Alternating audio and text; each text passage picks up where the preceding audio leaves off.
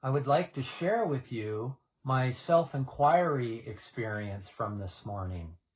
After coming out of the session, I did my best to articulate it in words, which I would love to share with you right now. And after we're done reading this together, we can go back through it line per line and expand on what I meant. But prior to this, I'd like to discuss the word God. God is the name that I am the most conditioned to go to when trying to describe the one reality.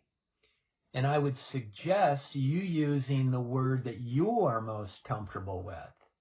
I mean, there are countless. You could use Brahman and Buddha, Allah, the Tao, the Way, the Divine, Spirit, Unified Field. I mean, it just goes on and on. And I also get inquiries about why do you use the word him as in a male role. And this is just because of traditional nomenclature. It is known directly that God is genderless. He is ageless. He is nationalityless. He is raceless. He has no identities. He is formless. He is infinite and eternal. This is not a thing. He is not a thing. So again, I don't mean anything negative about it or any biases toward the male and female genders. It's just what I'm comfortable using, and I suggest you use what you're comfortable using as well. So here is my morning experience. As I turn my attention into the emptiness within myself and relentlessly hold it there, the contracted sense of person dissolves into the ever-widening expansiveness of being, coexisting as one.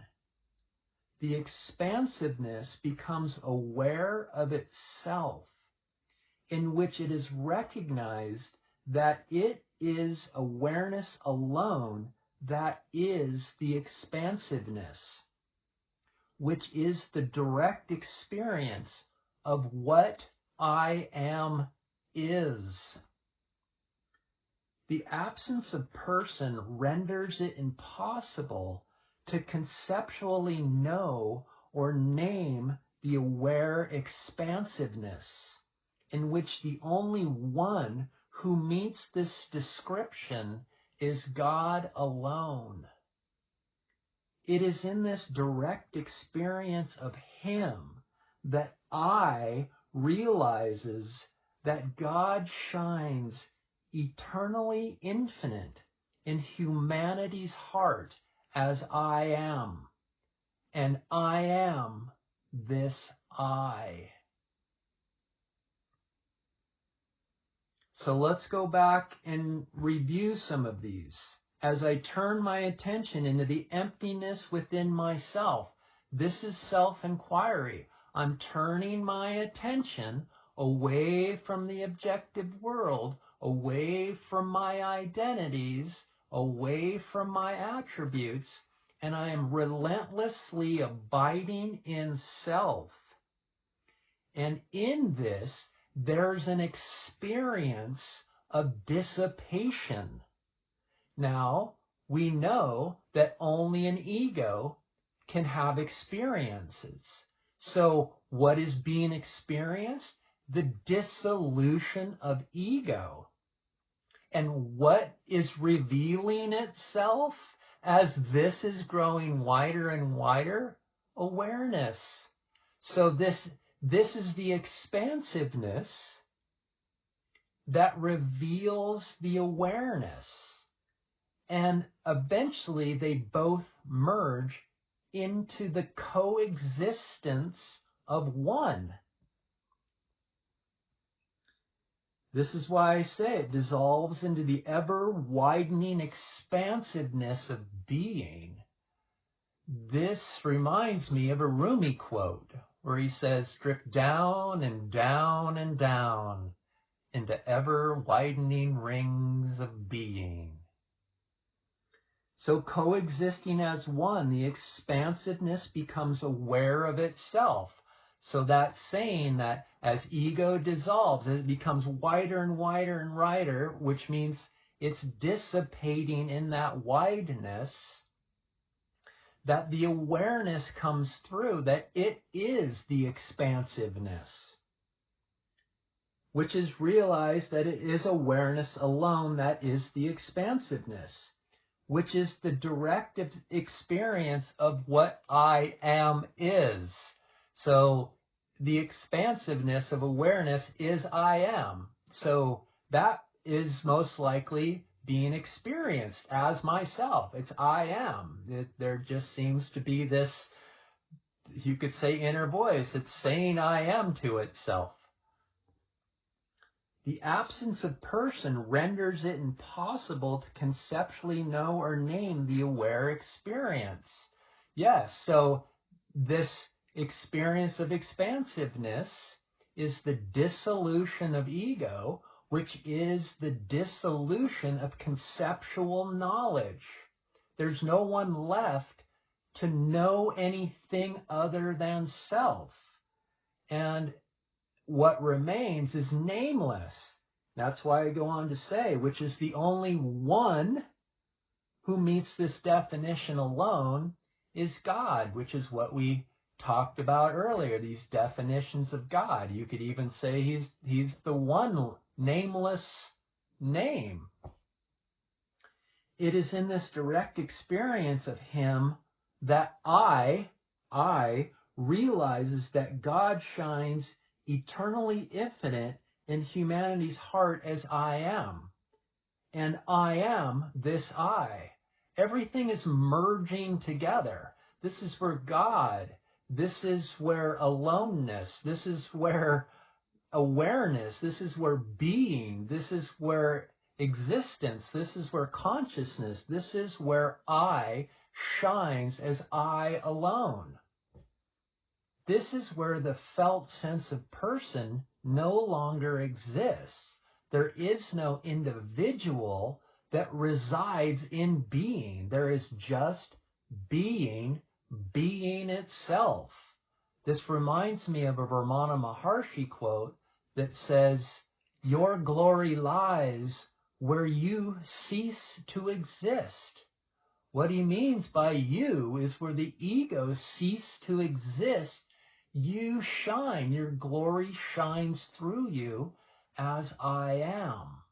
Dropping this deep in self-inquiry does not come without persistent, unceasing inquiry. To use the sage's words, unceasing, unbroken inquiry. My morning sessions are 3 hours long. Why? Because the mechanism of existence needs time to settle back into itself.